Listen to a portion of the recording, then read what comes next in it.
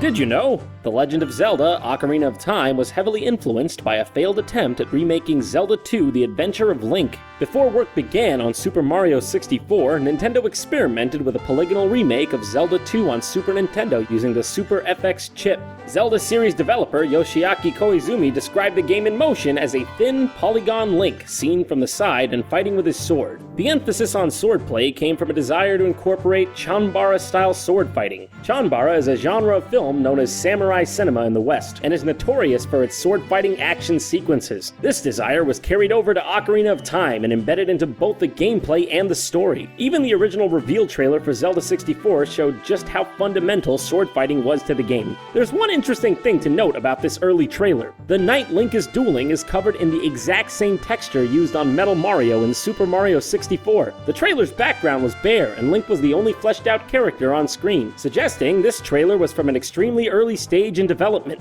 Ocarina of Time wasn't the only Zelda game to derive from a remake. One of the first ideas for a Zelda game on the Game Boy was a remake of Link to the Past. This idea, of course, evolved into The Legend of Zelda: Link's Awakening, and remnants of this can be seen in early promotional material for the game. A version of the game's map from a Nintendo Power preview looks very similar to A Link to the Past's overworld. What's also interesting is that Link's Awakening started out as an unofficial side project the developers were working on for fun. The desire to remake Zelda titles for the Game Boy wasn't limited to Nintendo's internal staff. In early 1999, Capcom developer and producer of Street Fighter II, Yoshiki Okamoto, proposed to Shigeru Miyamoto that Capcom should remake the original Legend of Zelda for Game Boy Color. Okamoto's plan was to remake the original Zelda so Capcom could get to grips with the series, and then move on to making an entirely new Zelda game for the Game Boy Color. Nintendo was interested in collaborating with Capcom, but many developers wanted to skip the remake and go straight to working on a new game. This eventually led to a trilogy of games called the Triforce Trilogy. The third game in the trilogy was cancelled due to the difficulty in implementing a password system between the three games, and the two remaining games were released as Oracle of Ages and Oracle of Seasons. Oracle of Seasons retains some elements from the original proposed Zelda remake. The first dungeon in the game is reminiscent of the first dungeon in the original Legend of Zelda. The layouts are similar, and the exterior of both dungeons is a dead tree and a small island within a lake. Both dungeons also have Aquamentus as the main boss. Not to mention, several other bosses from the original Zelda also make appearances in Oracle of Seasons. Although it's not known if it was a remake or an additional entry, Nintendo experimented with bringing The Legend of Zelda: Four Swords to the Nintendo DS. The same team that made the original Four Swords was given the task of making a DS version, which developed over time and became Phantom Hourglass.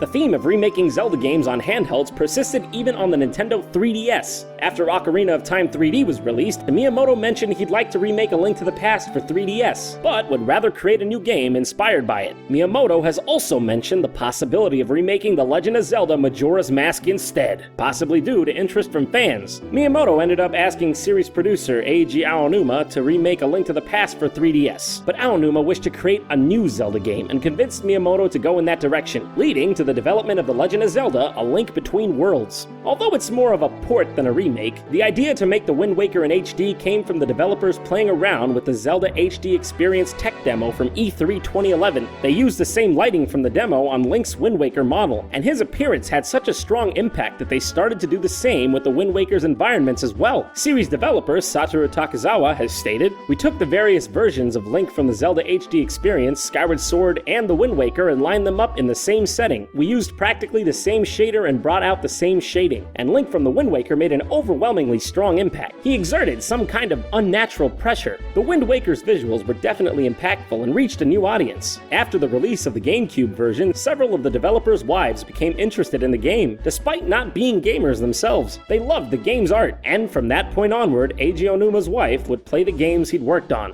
The Zelda series also has a few interesting audio quirks. One of these quirks can be found in the Wind Waker's audio for the Choo-Choo enemies.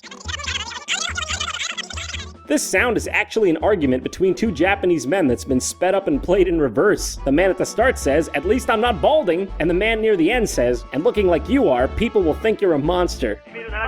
の火鉢バックのこのトーナメントに上りトーナメントのは強すぎるのはまだ化け物ばかり未熟なのか Twilight Princess also has interesting dialogue quirks. If you consult the fortune teller in Hyrule Castletown called Fanati, sometimes she'll seem to chant gibberish, but is actually talking backwards. When she consults her crystal ball about Link's career, she says, "What am I talking about?" Similarly, when she predicts Link's love life, she says, "Wait, loading takes a while." Her name also has a hidden secret. It's comprised of the first two letters from the names of Farore, Nehru, and Din, the series' golden goddesses. The character Midna has the most voice acting in Twilight Princess, and was voiced by Japanese voice actress Akiko Komoto. Midna's on-screen dialogue is accompanied by a babble of scrambled pseudo-speech. What's even more interesting is that when unscrambled, her speech is actually English. Have you made up your mind?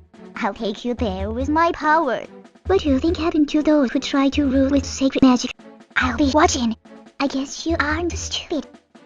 That's all for today, but don't forget to subscribe to Did You Know Gaming and follow Did You Know Gaming on Facebook and Twitter. Make sure you also check out didyouknowgaming.com, and if you like this video, check out the other ones. Don't even get minimum wage for this. What am I supposed to do, huh? What do you want me to eat? Fucking grapes?